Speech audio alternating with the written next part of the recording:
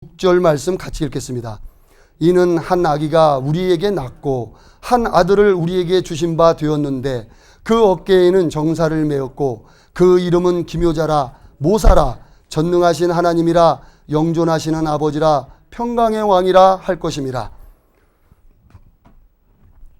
처녀가 잉태하여 아들을 낳을 것이요 그 이름을 임마누엘이라 하리라 약속했는데, 그 이사야 성경에 보니까 한 아들을 우리에게 주신 바 되었는데 아들로 올 것이 예언되어 있고, 그 아들이 누구냐?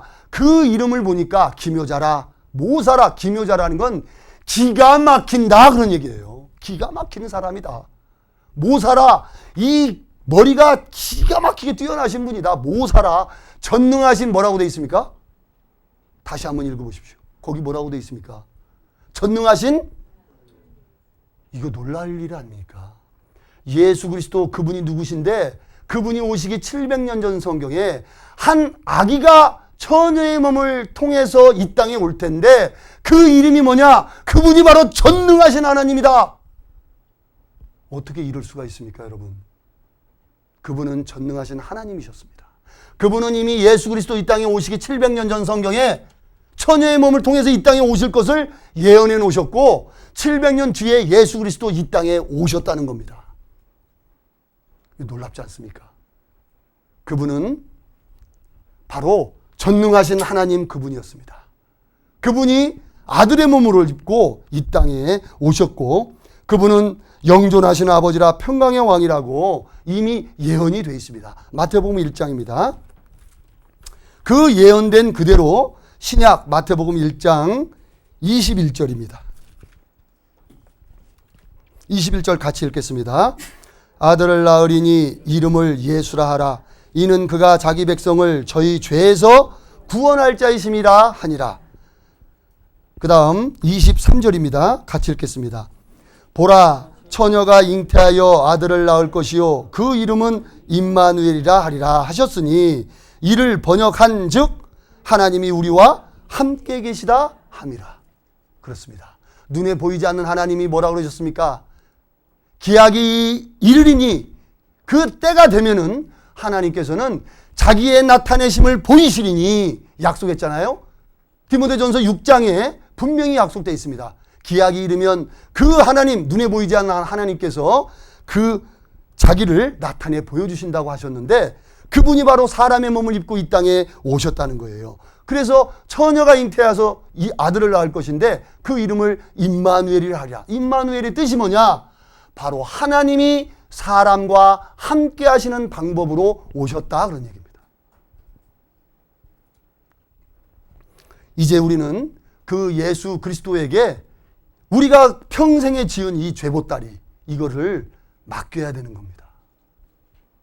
이것을 맡기지 못한다면 우리는 우리의 죄짐으로 말미암아 영원한 형벌 가운데 들어갈 거기 때문에 그렇습니다. 자, 그래서 이제 우리의 죄보따리를 누가 어떻게 그분에게 옮겼는지 한번 보겠습니다. 이사야서 53장입니다.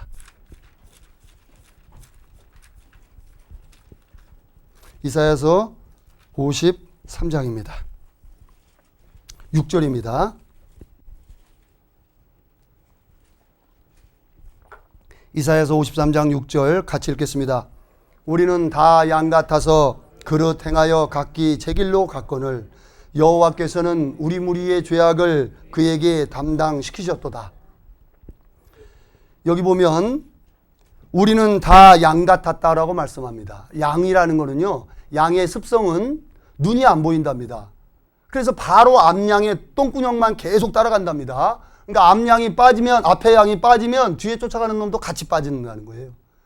그러니까 눈이 어두우니까 앞에 양의 궁뎅이에 똥이 묻었어도 그걸 모르고 간다는 겁니다. 양의 특징이 그래요. 그러니까 양은 목자가 없으면 길을 잃어버린답니다. 그러니까 항상 목자가 있어야만 양은 그 목자 곁에서 떠나지 않는 거죠. 목자가 없으면 길을 잃으니까. 근데 우리는 양인데도 불구하고 목자 없는 양같이 각자 자기의 길로 갔다라고 되어 있는 거예요. 각기 제 길로 갔거늘. 우리는 어머니 모태에서부터 곁길로 나아가 각자 자기 길로 살아왔습니다. 그런데 여호와께서는, 하나님께서는 우리 각자의 죄악을 그에게, 예수님에게 담당시키셨도다. 담당시키셨도다. 누가? 하나님이 담당시켰다니까요. 여러분의 이 죄보따리 이 담으신 분은 잘 보십시오. 안 담으신 분은 뭐 할 수 없지만, 담으신 분이라면 여러분은 하나님 앞에 이 죄보따리 때문에 하나님 앞에 서는 즉시 자기 입으로 하나님께 죄를 자백하고 자기 스스로 쥐구멍이라도 들어가게 심정으로 지옥불로 갈 거예요.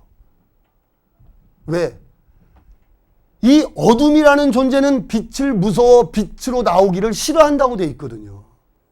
그러니까 우리의 양심은 하나님 앞에 살아있기 때문에 이 죄보따리를 안고는 하나님 앞에 갈 수가 없다는 걸 알아, 이미.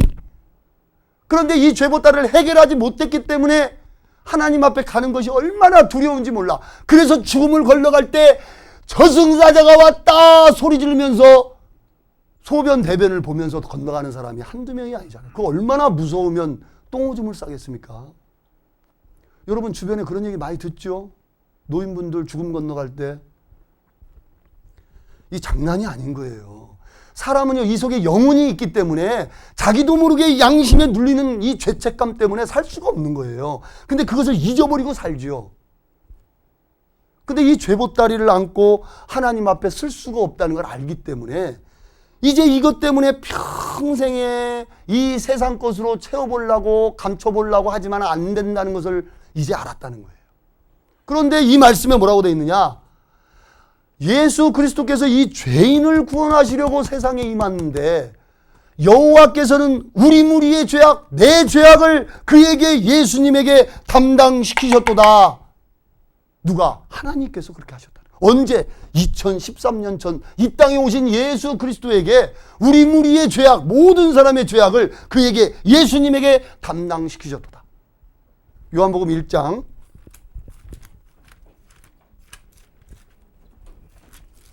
요한복음 1장입니다. 29절입니다.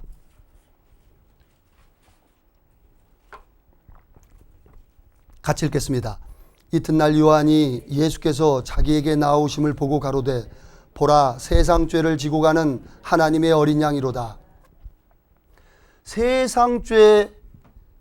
세상죄라는 게 여기 한번 보시면요, 하나님이 보실 때는 인류 역사의 시작부터 끝이 바로 세상입니다. 세상 시작할 때부터 세상 끝날 때까지 모든 사람들의 죄, 이게 바로 세상죄라는 거예요.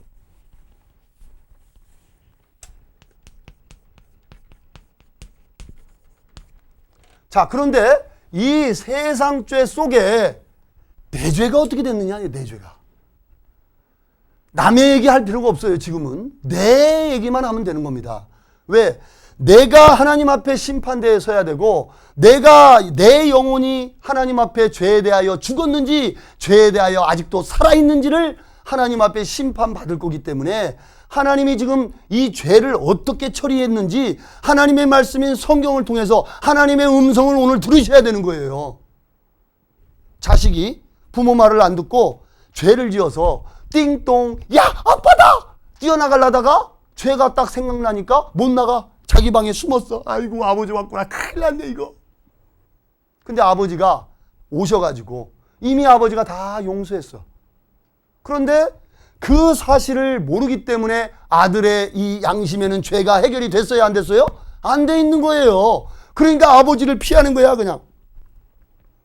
근데 아버지가 이제 아들을 불러서 얘기합니다. 아들아, 내가 네 죄를 다 용서했느니라. 그 소리를 딱 듣는 아들의 마음이 어떻게 되냐? 얼굴이 웃음꽃으로 싹 펴. 아빠 고마워요. 그리고 그 다음에 띵동, 야, 아빠다. 그러지 않겠습니까? 이건 죄가 해결되는 거예요. 그런데 하나님의 아들의 음성을 들을 때가 오나니 곧 이때라. 듣는 자는 살아나리라. 하나님 아들의 음성이 뭡니까? 성경을 통해서 주신 하나님의 말씀, 음성을 오늘 들어야 되는 거예요. 무슨 음성? 네 죄를 용서했다는 하나님의 음성을 들어야 된다. 그런 얘기예요. 왜? 이걸 못 들으면 해결이 될까요, 안 될까요? 안 되는 겁니다. 그래서 세상 죄를 지고 가는 하나님의 어린 양이로다. 이게 장차 오는 좋은 일의 그림자인데, 예수 그리스도께서 이 땅에 오셔서 하나님께서는 사람의 몸을 입고 이 땅에 오신 사람이신 독생자 예수에게 이 세상 시작부터, 아담으로부터 이 세상 끝에 태어날 막둥이까지 세상의 모든 죄보따리를 누구에게? 예수님에게 담당시키셨도다. 누가? 하나님이 이렇게 하셨다니까요. 여러분 착각하시면 안 돼요. 어떤 사람들은 내가 이제 지옥 갈 죄가 생각났습니다. 하나님, 내가 이 죄 때문에 지옥 가는군요. 하나님, 정말 잘못했습니다. 이 죄 좀 용서해 주십시오. 근데 갑자기 보라, 세상 죄를 지고 가는 하나님의 어린 양이로다. 예수님에게 맡겨야 되겠구나. 예수님, 내 죄 좀 받아주십시오. 그랬습니까, 여러분? 아닙니다. 예수님 십자가에 오를 때 여러분들은 태어나지도 않았어요. 그럼 어떻게 했느냐? 여러분이 생각나는 것만 만약에 옮겼다면, 생각나지 않은 죄는 스톱! 예수님 다시 오세요. 나 죄 또 생각났어요. 이것도 좀 맡아주세요. 이렇게 불완전하게 해놓지 않았다. 하나님께서는 인류의 역사의 시작부터 끝까지를 한 번에 딱 보십니다. 그렇기 때문에 세상 끝에 단 한 번 오셔서 한 번 죽으심으로 모든 사람들의 죄를 옮긴 거예요. 하나님은, 여러분은 내일 내가 무슨 죄 지을 거 모르지만 하나님은 아실까요, 모르실까요? 그렇다는 거예요. 하나님은 그런 분이라는 거예요. 여러분이 죽기 직전에 무슨 죄 지을 거 여러분 모르시는데 하나님은 아신다는 거예요. 그래서 그 죄까지를 다 예수님 십자가에 오르셨을 때 그 죄보따리를 다 예수님에게 하나님께서 옮겼다, 그런 얘기입니다. 왜 하나님이 옮겼을까 생각해 보십시오. 그게 바로 하나님이 세상을 이처럼 사랑했기 때문에 그렇다는 거예요. 하나님께서는 여러분들을 너무나 사랑하기 때문에 자기 자신의 생명을 던져서 여러분을 살리고자 왔다, 그런 얘기예요. 하나님께서는 여러분이 무슨 죄 지을 거, 아니 오늘까지 뿐만이 아니고 여러분이 죽는 날까지 무슨 죄 지을 걸 하나님이 다 아시기 때문에, 여러분 손 내밀어 보십시오. 여러분 각자의 손을 내밀어 보십시오. 이 위에 여러분의 죄가 있다고 생각해 보십시오. 하나님께서 이 죄를 긁어가실 때 요만큼이라도 남겨놓고 긁어가면 여러분은 요만한 죄 때문에라도 지옥에 가는 거예요. 왜? 하나님의 법에 그렇게 돼 있으니까. 책들에 기록된 대로 심판을 하기 때문에 털것만한 죄라도 남아있다면 여러분은 지옥에 가는 게 틀림없는 거예요. 그러니 하나님께서는 그 죄를 용서해 주시기 위해서 자기의 목숨을 이 하찮은 세상에 와서 던졌는데, 죄를 긁어다가 예수님께 옮길 때 털끝만한 죄 남길까요? 빡 긁을까요? 하나님의 마음을 생각해 보세요, 여러분. 여러분의 생각이 아니에요. 여러분을 심판하실 산자와 죽은 자를 심판하실 예수 그리스도께서 심판하시는데, 예수님이 자기 목숨을 던져서 여러분을 살리는데 털끝만한 죄 남기면 지옥 간다니까, 여러분이. 그러면 예수님 죽음은 헛된 죽음이 되는 거예요. 그래서 하나님께서는 빡빡 긁습니다. 아주 털끝만한 죄도 안 남게. 그래서 예수님에게 담당시켰다는 겁니다. 그 사실을 확인하셔야 돼요. 그래서 예수님께서는요, 십자가에 올라가서 죄가 없는 분이었습니다. 그분은 바로 살아계신 하나님 자신이었습니다. 그 하나님께서 사람의 몸을 입고 이 낮고 낮은 땅에 오신 겁니다. 여러분 아무리 어려운 상황에서 태어났더라도 여러분 말, 밥통, 죽통, 소죽통에서 마구간에서 태어나신 분이 있습니까? 예수 그리스도 그분, 창조주이신 그분은요, 말 구유에서 태어나셨습니다. 왜 그랬습니까? 그분은 천하보다도 높으신 분입니다. 그분이 인간의 몸을 입고 이 땅에 오신다는 것은요, 마치 사람이 개미 한 마리 살리자고 개미가 돼서 개미굴로 가는 것과 같습니다. 수준이 안 맞죠? 격이 다른 겁니다. 그분이 친히 이 땅에 오셔서 십자가에 오르신 거예요. 왜? 피 흘림이 없은즉 죄 용서가 안 되기 때문에 그렇습니다. 죄는 절대로 없어지는 게 아닙니다. 죄는 반드시 심판을 받아야 되는 거예요. 그렇기 때문에 여러분을 심판해버리면, 하나님께서 진노의 채찍으로 여러분의 죄를 보시고 후려쳤다면 여러분들은 전부 십자가에 매달려야 될 사람들이에요. 그런데 독생자 예수 그리스도가 이 땅에 오셔서 여러분이 담당해야 될 이 죄 보따리를 하나님께서 친히 하나도 남김이 없이 예수 그리스도에게 담당시켰다는 겁니다. 이 사실을 믿으시라는 겁니다. 요한복음 19장입니다.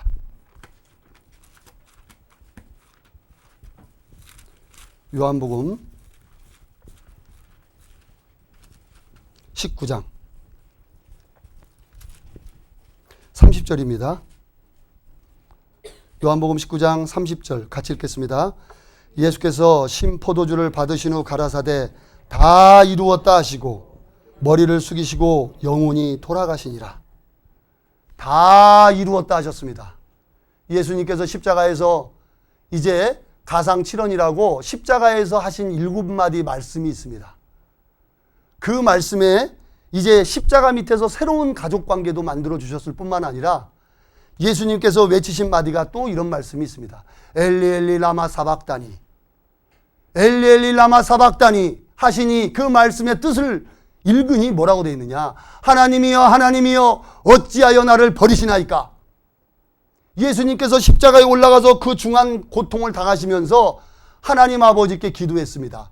맨 처음에는 자기의 손과 자기의 발에 못을 박는 로마 군병을 위해서 예수님이 기도하셨습니다. 아버지여 저들의 죄를 용서하소서. 저들의 짓는 죄를 저희가 알지 못하나이다. 그렇기 때문에 예수님은 자기의 못 박는 자를 위해서 기도하신 분이기 때문에 나중에 그리스도인들에게 원수를 사랑하라고 말씀하실 수 있는 분이에요. 그리고 그분이 말씀하십니다.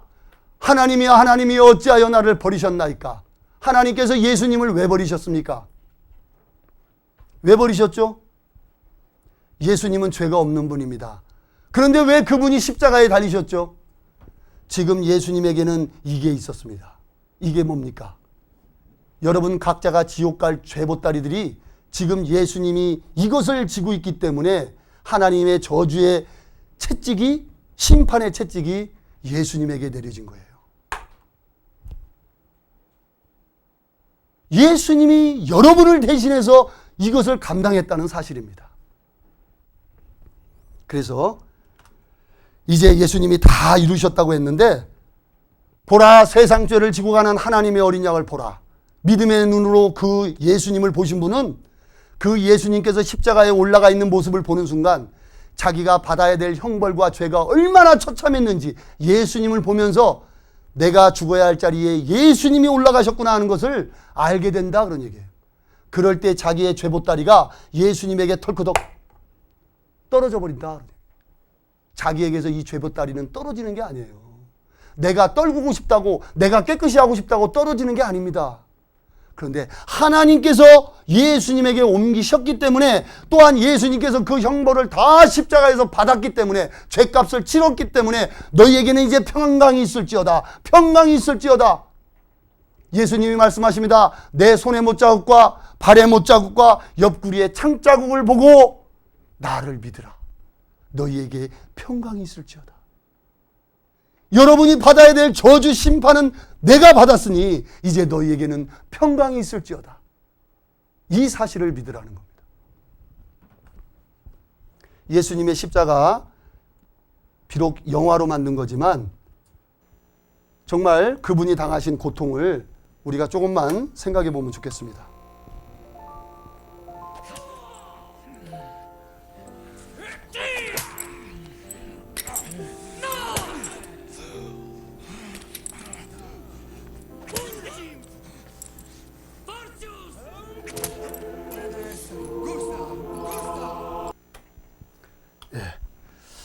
고린도전서 아니요, 저 이사야 복음을 더 확인해 보겠습니다. 이사야서 1장입니다.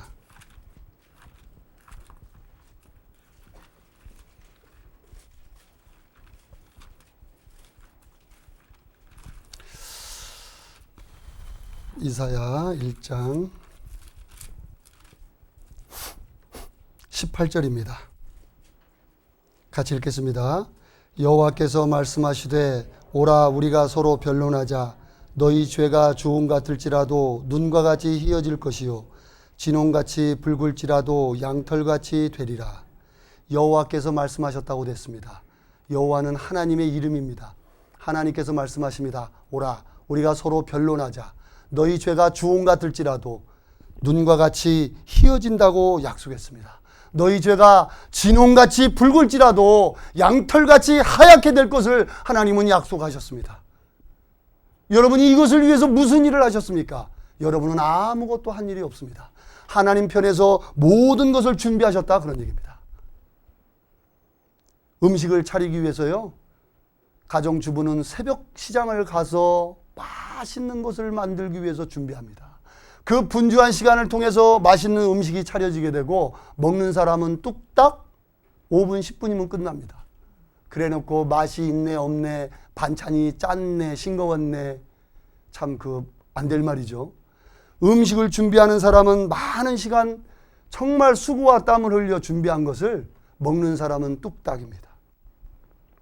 하나님이신 창조주 하나님께서 아담과 하와가 범죄한 이후에 하나님에는 안식이 없었습니다. 하나님께서 모든 걸 창조하시고 안식에 들어가셨는데, 일곱째 날 안식하셨는데 하나님께서 안식이 깨져버렸어요. 왜? 하와가 그 선악과를 따먹는 즉시 하나님은 그 자리에서 뻘떡 일어나신 거예요. 안 돼! 그거 먹으면 안 돼! 근데 먹는 날 정령 죽으리라, 그 영혼이 하나님 앞에 떨어져 버린 겁니다. 죽어버린 거예요. 멀어진 겁니다. 이제는 하나님께서 아담과 하와가 하나님께로 나올 수 있는 길을 하나님 편에서 준비하지 않으면 사람은 자기 스스로 자기의 힘으로 능력으로 하나님께 나올 수 있는 길이 없었다는 겁니다. 그래서 하나님께서는요, 사람의 씨로 오시되 남자의 후손으로 오지 않고 여자의 후손, 여자의 태를 빌려서 성령으로 잉태시켜서 이 땅에 오셨다는 겁니다. 근데 이 세상 75%의 기독교의 목사들이 예수 그리스도의 동정녀 탄생 자체를 믿지 않는다 합니다. 정말 통탄할 일이죠. 하나님을 사람의 수준으로 생각하는 거예요. 여기 말씀하셨습니다. 오라 우리가 서로 변론하자. 너희 죄가 주홍 같을지라도 눈과 같이 희어질 것이요 진홍같이 붉을지라도 양털같이 하얗게 될 것을 하나님은 약속하신 거예요. 여러분은 이를 위해서 하신 것이 아무도 없습니다. 여러분은 그저 믿기만 하면 되는 거예요. 이 사실에 여러분의 모든 것을 맡기십시오. 여러분의 것이 되는 겁니다. 이사야 38장입니다. 이사야 38장 17절. 예, 같이 읽겠습니다. 보옵소서, 내게 큰 고통을 더하신 것은 내게 평안을 주려 하심이라. 주께서 나의 영혼을 사랑하사 멸망의 구덩이에서 건지셨고 나의 모든 죄는 주의 등 뒤에 던지셨나이다. 주께서 보옵소서 내게 큰 고통을 더하심은, 여러분의 심령이 정말 애통했습니까? 여러분 정말 하나님을 간절히 찾았습니까? 여러분에게 정말 마음에 고통이 있었다면 이 말씀이 아멘 될 겁니다. 보옵소서 내게 큰 고통을 더하신 것은 내게 평안을 주려 하심이라. 주께서 내 영혼을 사랑하사 멸망의 구덩이에서 건지셨고 나의 모든 죄는 주의 등 뒤에 던지셨나이다. 이 죄보따리를 심판하실 하나님 앞에 놔두면 이 죄 때문에 우리는 심판받는데 이 죄보따리를 어떻게 했다고요? 주의 등 뒤에 던지셨나이다. 안 보겠다 그런 얘기입니다. 하나님께서 안 보시겠다고 하면 하나님은 틀림없이 안 보시는 거예요. 이사야 40장 2절입니다. 이사야 40장 2절 같이 읽겠습니다. 너희는 정다이 예루살렘에게 말하며 그것에게 외쳐 고하라. 그 복역의 때가 끝났고 그 죄악의 사함을 입었느니라. 그 모든 죄를 인하여 여호와의 손에서 배나 받았느니라 할지니라. 여러분의 죄값이 얼마였습니까? 아까 이 죄통에다가 자기가 지옥 갈 죄를 담으신 분도 있고, 내가 지옥 갈 만큼 죄가 있을까? 못 담으신 분도 있을지 모르겠습니다. 그런데 하나님의 말씀에는 뭐라고 되어 있느냐? 여호와의 손에서 네 죄값을 배나 받았느니라 할지어다. 여러분의 죄를 하나를 담았다면 2개 값을 하나님이 치러주셨고, 여러분 죄를 10개를 담았다면 20개를 하나님이 그 값을 치러주셨다, 그런 얘기예요. 왜 그렇게 하셨느냐? 이사야 43장입니다. 25절입니다. 이사야 43장 25절 같이 읽겠습니다. 나 곧 나는 나를 위하여 내 허물을 도말하는 자니 내 죄를 기억지 아니하리라. 여기 나가 누굽니까? 하나님이십니다. 여기 잠깐 보십시오. 제가 하나님이라고 하니까 어디 가서 또 소문내시면 안 됩니다. 제가 그냥 이게 설명하기 위해서 설명드리는 겁니다. 하나님이신 여호와께서 말씀하십니다. 나 곧 나는 나를 위하여 너희의 죄를 도말하는 자니 너희의 죄를 기억지 아니하리라. 잘 생각하십시오. 나 곧 나는, 하나님께서 말씀하시기를 하나님 곧 하나님 자신은 하나님을 위하여 너희의 허물을 도말하는 자니 너희의 죄를 기억지 아니하리라. 이게 하나님이 하신 말씀입니다. 그러니까 하나님께서 왜 여러분의 죄를 용서했느냐? 여러분을 사랑하시기 때문에 그렇다, 그런 얘기예요. 여러분 자식이 불구덩이에서 엄마 뜨거워 살려주세요 엄마, 이 자식의 음성을 듣고 그 불 속에 안 뛰어 들어가는 부모가 이상한 사람입니다. 그렇지 않습니까? 하나님께서는 죄보따리를 중이 지고 이 세상에 살면서 하나님께 소리 지릅니다. 하나님 나 좀 살려주십시오. 하나님 나 이 지옥 갈 죄를 나를 좀 건져주십시오. 이 소리를 듣고 하나님께서는 실제로 예수 그리스도로 이 땅에 오셔서 그 죄보따리를 다 걷어다가 예수님 십자가 밑에 내려놨다, 그런 얘기예요. 근데 우리가 이 사실을 알지 못함으로 내 양심에 지은 죄 하나님 앞에 내가 어찌 갈고, 이 더러운 어둠의 죄를 가지고 하나님 앞에 내가 어찌 갈고, 내 영혼이 탄식하며 살아간다, 그런 얘기예요. 하나님께서 뭐라고 하시는데 네 죄를 기억지도 아니하리라. 네 죄를 내 등 뒤에 던졌느니라. 너희는 걱정할 거 없다. 네 죄를 다 용서했느니라. 예수님도 십자가에서 말씀하시기를 너희의 죄와 허물을 내가 다 담당해서 다 이루었느니라. 너희의 죄와 허물의 값을 내가 죽음으로써 값을 치렀느니라. 그리고 너희에게는 이제 평강만 있을지어다 했는데 그 사실을 우리가 몰랐다는 거예요. 이사야서 44장 22절입니다. 같이 읽겠습니다. 내가 내 허물을 빽빽한 구름에 사라짐같이 내 죄를 안개에 사라짐같이 도말하였으니 너는 내게로 돌아오라. 내가 너를 구속하였음이니라. 구속이라는 건 감옥에 갇히는 구속이 아니고요, 구원해냈다, 그런 얘기입니다. 값주고 샀다, 그런 얘기예요. 내가 내 허물을 빽빽한 구름에 사라짐같이, 여러분의 죄가 얼마나 많았는지요. 하늘에 먹구름이 껴서 캄캄합니다. 인생살이가 그와 같았다는 거예요. 내 죄가 얼마나 많았는지 빽빽한 구름에 사라짐같이, 해가 뜨면 구름이 싹 물러갑니다. 그러면 태양이 쫙 쬐는 것처럼 우리의 죄로 말미암아 하나님 앞에 나와 하나님 사이에는 먹구름이 껴 있었습니다. 그게 바로 나의 지은 평생의 죄입니다. 그런데 내 빽빽한 이 구름에 사라짐같이 내 죄가 안개에 사라짐같이 도말하였으니 너는 내게로 나오라. 하나님 말씀하시는 거예요. 어서 돌아오, 어서 돌아만 오. 지은 죄가 아무리 무겁고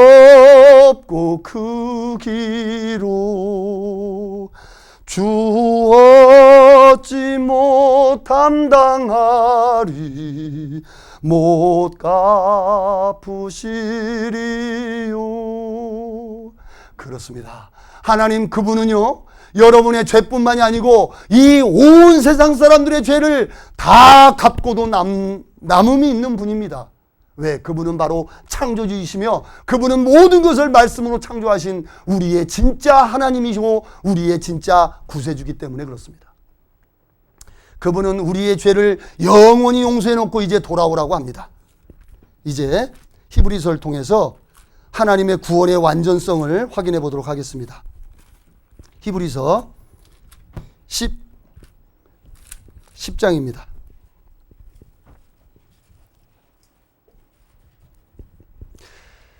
히브리서 10장 5절. 그러므로 세상에 임하실 때에 가라사대 하나님이 제사와 예물을 원치 아니하시고 오직 나를 위하여 한 몸을 예비하셨도다. 전체로 번제함과 속죄제는 기뻐하지 아니하시나니 이에 내가 말하기를 하나님이여 보시옵소서 두루마리 책에 나를 가리켜 기록한 것과 같이 하나님의 뜻을 행하러 왔나이다 하시니라. 9절 10절을 같이 읽겠습니다. 그 후에 말씀하시기를 보시옵소서 내가 하나님의 뜻을 행하러 왔나이다 하셨으니 그 첫 것을 폐하심은 둘째 것을 세우려 하심이니라. 이 뜻을 쫓아 예수 그리스도의 몸을 단번에 들이심으로 말미암아 우리가 거룩함을 얻었노라. 여기 보십시오. 여기 예수님께서는 단 한 번 죽으심으로 효과는 영원히 가는 겁니다. 보세요. 우리의 죄를 바꿀 수 있는 건 뭐밖에 없다고요? 피밖에 없는 겁니다. 죄는 그 무엇하고 바꿀 수가 없는 거예요. 피만이 바꿀 수 있어요. 피가 뭐냐? 곧 생명이라는 거예요. 목숨하고만 바꿀 수 있는 거예요.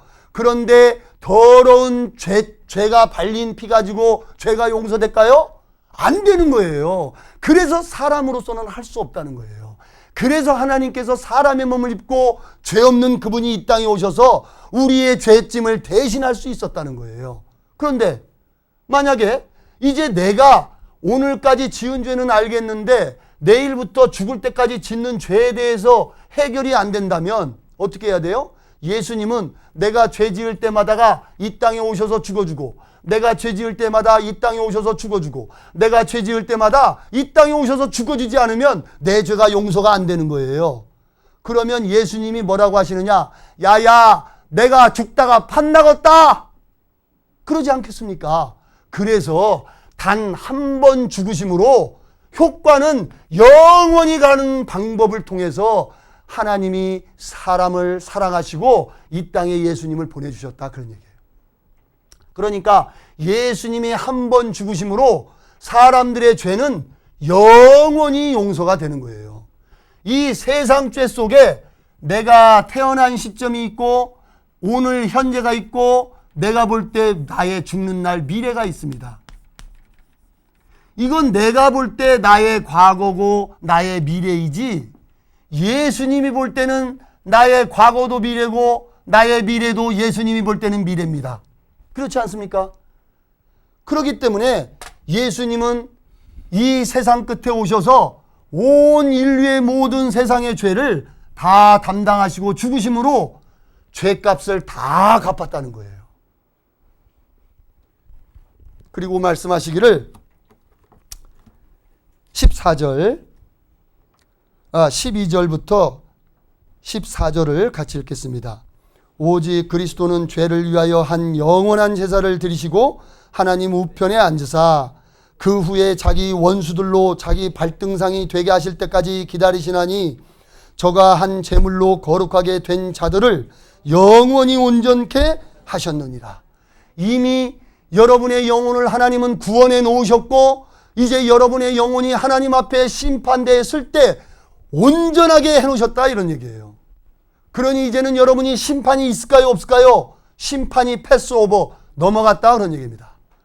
피를 볼 때 하나님의 심판이 넘어가는 거예요. 여러분의 이 마음속에 양심에 예수 그리스도의 피가 발려진 사람은 하나님의 심판이 임했다가도 예수님의 피를 보는 즉시 아하 심판 받았구나.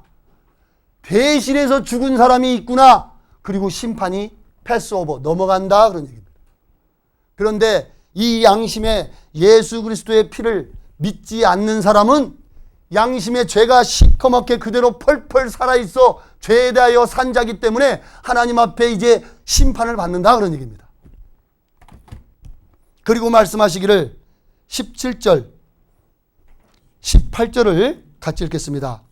또 저희 죄와 저희 불법을 내가 다시 기억지 아니하리라 하셨으니 이것을 사하셨은즉 다시 죄를 위하여 제사 드릴 것이 없느니라. 여기 말씀하신 대로 여기 저희 죄에 자기의 이름을 넣고 읽으셔야 됩니다. 그러면 여기 내가는 하나님입니다. 그러니 최보현의 죄와 최보현의 불법을 하나님이 다시 기억지 아니하리라 하셨으니, 이렇게 읽어야 된다 이거예요. 그러니까 여기다 제 이름 넣지 말고 여러분의 이름을 넣고 읽으셔요. 여기에 각자의 이름을 넣고 읽으시라 이겁니다. 하나님께서는 우리의 죄와 우리의 불법을 이제 다시는 기억지 않는다고 하셨습니다. 다 잊어버려 이제 하나님께서. 왜? 이 죄보따리를 감싸기 위해서 예수님이 피를 흘리고 죽었기 때문에 더 이상 심판은 없다 그런 얘기예요. 이 예수님의 피가 믿는 마음으로 마음에 발리운 사람은 더 이상의 심판은 없다라고 말씀하시는 거예요. 다시는 죄를 위하여 제사 드릴 게 있다고요, 없다고요? 없습니다.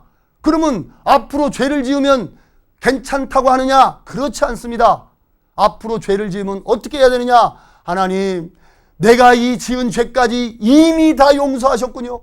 예수님께서 십자가에서 이 죄를 용서해 주려고 얼마나 고통을 받으셨습니까? 내가 다시는 죄를 안 짓도록 도와주십시오. 이렇게 제사를 드려야지, 죄 용서해 달라고 제사 드리면 틀렸다 그런 얘기예요. 왜? 세상 끝날까지의 모든 죄를 하나님은 다 용서했기 때문에 더 이상 용서할 죄가 안 남아 있습니다. 그래서 하나님 앞에는 이 죄에 관한 한 이제는 더 이상의 심판은 없는 겁니다. 요한복음 5장입니다. 요한복음 5장 24절입니다. 요한복음 5장 24절 같이 읽겠습니다. 내가 진실로 진실로 너희에게 이르노니 내 말을 듣고 또 나 보내신 이를 믿는 자는 영생을 얻었고 심판에 이르지 아니하나니 사망에서 생명으로 옮겼느니라. 여러분은 여러분의 죄 때문에 심판이 이미 결정돼 있었던 사람입니다. 그런데 여러분의 심판의 근거는 뭐였느냐? 바로 이 죄보따리였습니다. 그런데 하나님께서 이 죄보따리를 예수님에게 담당시켜서 이 죄에 대한 심판을 예수님이 받았다면 일사부재리의 원칙에 의해서 여러분에게는 심판받을 죄의 근거가 안 남아있다 그런 얘기입니다. 그런데 자기 스스로 회개치 아니하는 마음, 곧 고집을 따라서 하나님의 진노의 심판이 임하는 그날 자기가 스스로 이걸 믿지 않으므로 이제는 하나님의 진노의 심판을 받게 돼 있다 그런 얘기입니다. 그러니까 이 사실을 믿으면 더 이상 심판에 이르지 아니하나니 사망에서 생명으로 옮겼느니라. 이미 여러분의 영혼을 하나님께서는 예수 그리스도의 죽음을 통해서 믿음을 가진 사람은 그 영혼을 하나님께서 이미 사망에서 생명으로 옮겨버렸다라고 성경에 기록하고 있다. 이 음성을 들으셨습니까? 하나님의 음성, 너희의 죄를 기억지도 아니하리라. 네 죄를 대신해서 예수님이 십자가에서 심판받고 죽으심으로 다 이루었다고 하셨다. 그렇다면 여러분이 받을 심판이 남아있습니까? 이 사실을 모르기 때문에 하나님의 죄에 대하여람은 저희가 믿지 않는다고 요한복음 16장 말씀하시죠. 요한복음 16장 9절입니다. 요한복음 16장 9절 같이 읽겠습니다. 죄에 대하여라 함은 저희가 나를 믿지 아니하미요. 그렇습니다. 이 사실을 받아들이지 않으므로 이제 죄에 대한 심판이 남아있다는 겁니다. 저 북한의 김일성이 죄 용서됐을까요? 안 됐을까요? 되고 말고요. 되고 말고요. 엊그제 사람 16명 죽인 그 몹쓸 강도 죄 용서됐을까요? 안 됐을까요? 됐고 말고 예수님이 누구신데 되고도 남지요. 그러면 왜 그 사람은 지옥 갔을까요? 믿지 않기 때문에 갔다는 겁니다. 이 사실을 받아들이지 않기 때문에 갔다는 겁니다. 여러분 이 사실을 믿으시기 바랍니다. 하나님께서는 이제 죄에 대하여 함은 이 사실을 믿지 않으므로 심판을 받는 거라고 말씀하십니다. 여러분 한번 입장을 바꿔놔 보셔요. 여러분이 정말 얼마나 귀한 존재가 있으면 나의 목숨을 바쳐서 그걸 건졌습니다. 그랬더니 그 사람이 나의 이 목숨을 바친 이 나의 죽음을 헛되게 하는 삶을 산다면 이 사람은 이 나의 죽음을 믿는 사람일까요? 아닐까요? 그걸 생각해 보시면 돼요. 마치 예수님의 죽음이 헛된 죽음이 되도록 하는 거죠. 예수님은 우리의 죄 때문에 죽었고 우리는 우리의 죄 때문에 고민하고 있고, 그렇다면 예수님의 죽음은 헛된 죽음이 된다, 그런 얘기입니다. 여러분 믿지 않는 것이 바로 이겁니다. 창조주이신 그분이 여러분을 구원하시려고 이 땅에 오셨고 여러분을 대신해서 그 십자가의 중한 고통을 다 받았습니다. 그런데 이 사실을 받아들이고 이제 믿음으로 하나님 앞에 당당히 나가야 될 텐데 이 사실을 받아들이지 않으므로 심판이 자초한다, 그런 얘기입니다. 그러면 예수님의 죽음은 헛된 죽음이 되어버립니다. 자, 이제 이 사실을 믿는 사람은 이제 어떻게 살아야 되겠습니까? 예? 또 죄 짓고 사실랍니까? 이제 죄 안 지실랍니까? 답변들을 안 하시네. 이 우리의 양심은 말이죠, 당연히 그런 송사가 올라와요. 그래, 예수님이 나를 위해서 저렇게 죄 때문에 죽으셨다면 내가 다시는 죄를 안 져야지. 그런데 하나 분명히 알아야 될 게 있습니다. 그러면 그동안에는 내가 죄 짓고 싶어서 죄 졌습니까? 이거 잘 생각하셔야 돼요. 여러분이 그동안에 죄와 상관없이 살았는데 이제 하나님의 자녀로 구원받고 영원한 생명을 얻었다 하더라도 죄는 계속 올라온다, 그런 얘기예요. 왜? 이 속에 죄 공장이 있으니까. 그러면 하나님께서는 이제 우리를 구원하신 목적은 뭐냐? 이유와 목적이 있다는 거예요. 이 사실을 모르는 사람은 구원해 주셨어? 감사하네. 그리고 그만입니다. 그러나 진정 내 양심에서 예수 그리스도가 죽으심으로 나에게 심판이 넘어가고 이제는 심판받지 않고 영원한 천국에 들어갈 수 있는 확실한 믿음이 생겼다면 하나님의 그 크신 은혜에 보답하고자 하는 마음이 이 속에서 올라오게 돼 있다, 그런 얘기입니다. 그러면 그동안의 죄를 감당하지 못했던 내가 어떻게 해야 되느냐? 예수님은 말씀하시죠. 요한복음 15장에 말씀하십니다. 한 장 뒤로 넘기시면 요한복음 15장입니다. 1절부터입니다. 내가 참 포도나무요 내 아버지는 그 농부라. 무릇 내게 있어 과실을 맺지 아니하는 가지는 아버지께서 이를 제해버리시고 무릇 과실을 맺는 가지는 더 과실을 맺게 하려 하여 이를 깨끗게 하시느니라. 너희는 내가 일러준 말로 이미 깨끗하였으니 4절은 같이 읽겠습니다. 내 안에 거하라. 나도 너희 안에 거하리라. 가지가 포도나무에 붙어 있지 아니하면 절로 과실을 맺을 수 없음 같이 너희도 내 안에 있지 아니하면 그러하리라. 예수님께서 말씀하시는 거예요. 제가 포도나무를 기르는데요, 포도나무를 왜 기릅니까? 포도 따먹으려고. 근데 포도나무가 포도가 안 열리고 포도가 열매를 맺긴 맺었는데 화진이 와가지고 꽃더리가 돼가지고 다 떨어져 버리네. 그리고 한 알갱이 달릴까 두 알갱이 달릴까 발아포도가 돼버렸어요. 그러면 농부 마음이 하하하 좋아요, 슬퍼요? 그와 같다, 그런 얘기입니다. 농부이신 하나님께서는 포도나무인 예수님을 통해서 열매인 여러분들을 원하신 겁니다. 열매인 여러분들은 내가 열매 맺혀야지 해서 열매가 된 게 아니라는 거예요. 그저 포도나무 되시는 예수님에게 붙어 있기만 하면 절로 뿌리에서부터 오는 양분을 먹고 때가 되면 열매를 맺게 돼 있다, 그런 얘기예요. 앞으로 여러분들이 내가 이제는 죄 안 짓고 살아봐야지, 내가 이제는 정말 착하게 살아봐야지, 내가 이제 하나님의 뜻대로 살아봐야지, 아무리 작심을 한들 3일밖에 못 간다, 그런 얘기입니다. 그래서 예수님께서도 뭐라고 했느냐? 너희의 의로는 하나님께 드릴 게 아무것도 없느니라. 너희 의가 아무리 깨끗한들 하나님께 무슨 유익이 되겠느냐? 안 된다, 그런 얘기입니다. 그럼 어떻게 해야 되느냐? 예수님 말씀에 포도나무에 붙어 있으라. 너희는 내가 일러준 말로 이미 깨끗해졌으니 너희의 영혼이 이제 죄에서는 깨끗이 됐으니 이제 내 안에 거하라. 그러면 나도 너희 안에 거하리라. 가지가 포도나무에 붙어 있으면 절로 과실을 맺음같이